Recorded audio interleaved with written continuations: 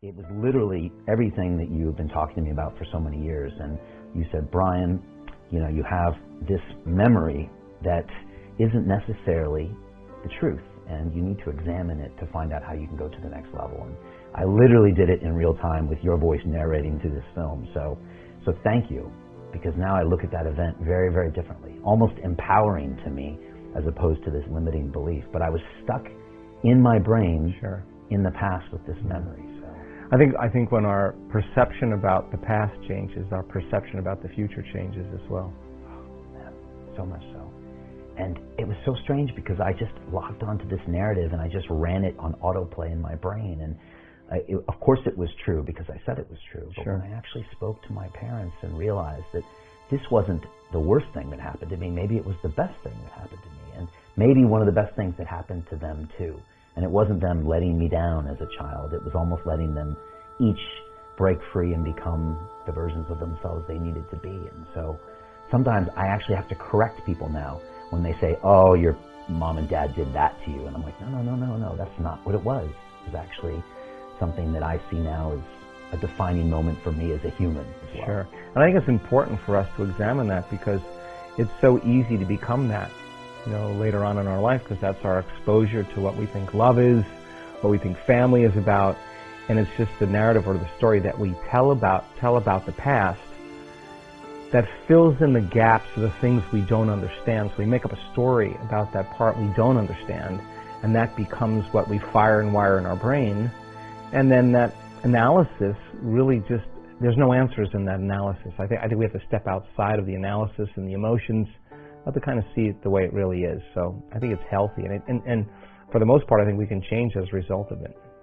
Is this a lot of the work ultimately that you do with people? I know you do lots of different things, and I want to get into it today, but is looking at some of those loops or those traumas of the past or those memories and trying to free them up to move to the next step, is that a big part of what you do?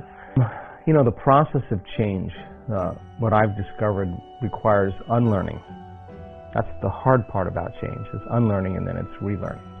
It's literally breaking habits that we have within ourselves, and then after we break those habits of thought, of behavior, and emotion, then it's to reinvent a new self. It's pruning synaptic connections and sprouting new connections. It's unfiring and unwiring and refiring and rewiring.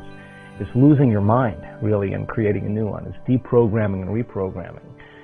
It's unmemorizing emotions that are stored in the body and then reconditioning the body to a new mind and to a new emotion. And so everybody has a story about the past or their past.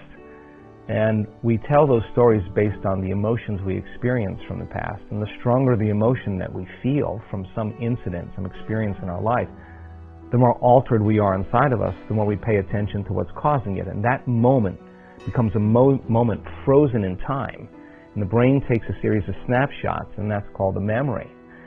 So then we think neurologically within the circuits of our own personal subjective experience of that reality, based on the feeling that we get from the experience. I think the problem is that most people don't know that when they think about the event, they're producing the same changes chemically in their brain and body as if the event was occurring. So you review the event 50 to 100 times in one day, and it takes the thought and the feeling, the images and the emotions, the stimulus and response that starts the conditioning process of the body actually living in the past. Now the challenge is the firing and wiring of that memory may not be the truth, but it's the truth for you. And the emotions then become the boundary of what feels familiar and what feels known. And so a person can actually live a healthy life and go on with their life a whole way in spite of the trauma. The challenge is by living by that same emotion, it becomes so familiar to us that guilt or shame or unworthiness or fear just becomes how we normally feel. And so those feelings tend to drive our thoughts, right? And if you can't think greater than how you feel, and feelings and emotions are the record of the past, then for the most part, you're thinking in the past. And if how you think and how you feel creates your state of being, well, your entire state of being is in the past. Now, the challenge is that the body is so objective. It doesn't know the difference between the event that created the trauma 15, 30, 40, 50, 60 years ago, and the chemistry, the emotion that you're creating by thought alone. The body's believing it's living in the same past experience. So then the person is actually viewing or perceiving reality through the lens of the past. And so anything that triggers anything that they can associate that's relatively familiar, then the big thing is get ready, because you don't want that to happen again in your future. So the brain is always forecasting the worst case scenario based on the memory of the past.